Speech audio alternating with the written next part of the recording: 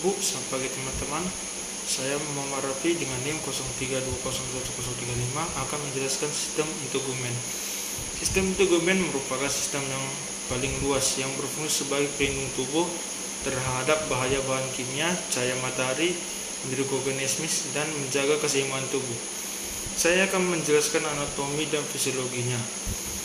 Yang pertama, kulit manusia mempunyai fungsi yang sangat penting selain menjalin kelangsungan hidup secara umum. Yang pertama adalah melindungi struktur internal, 2. Mencegah masuknya kuman menyebabkan penyakit, 3. Mengatur suhu tubuh, 4. Melakukan proses ekskresi melalui keringat, yang kelima adalah melindungi bahaya dari sinar matahari.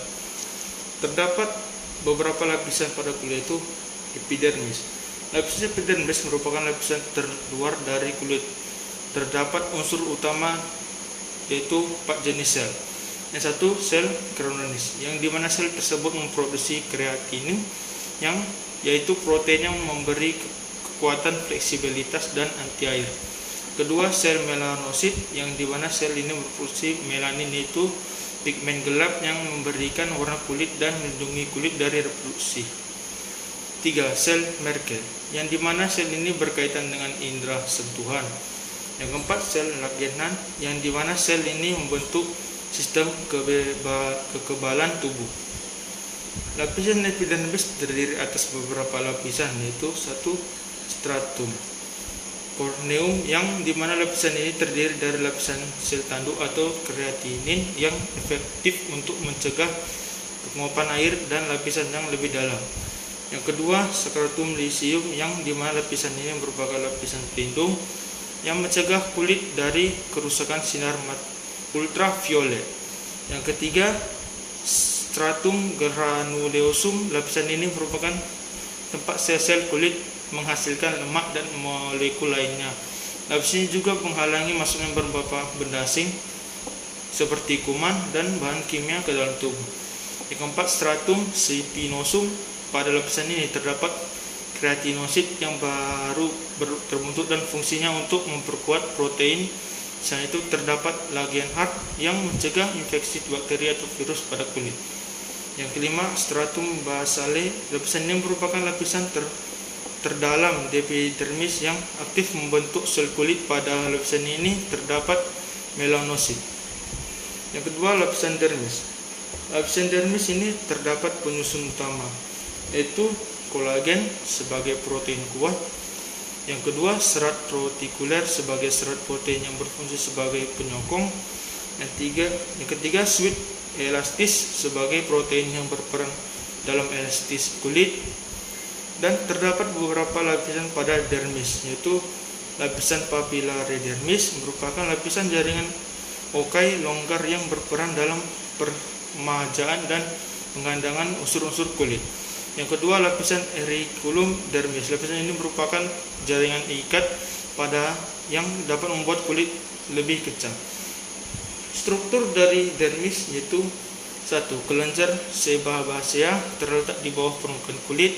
Kelenjar ini berfungsi untuk mengeluarkan zat minyak yang disebut sebum. Selain mengatur suhu tubuh dan mencegah kulit kering, sebum mengandung sekualene dan zat lain yang berfungsi untuk melindungi tubuh dari bakteri, jamur, dan virus yang dapat menyebabkan infeksi. Yang kedua, flokisen rambut adalah lubang atau pori-pori yang terdapat di kulit dan menjadi tempat tumbuhnya rambut.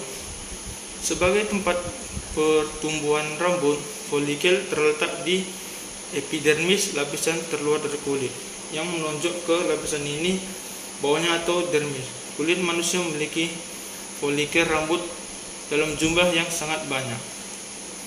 Yang ketiga, nerves atau saraf menerima rangsangan sentuhan yang akan dikirim ke otak.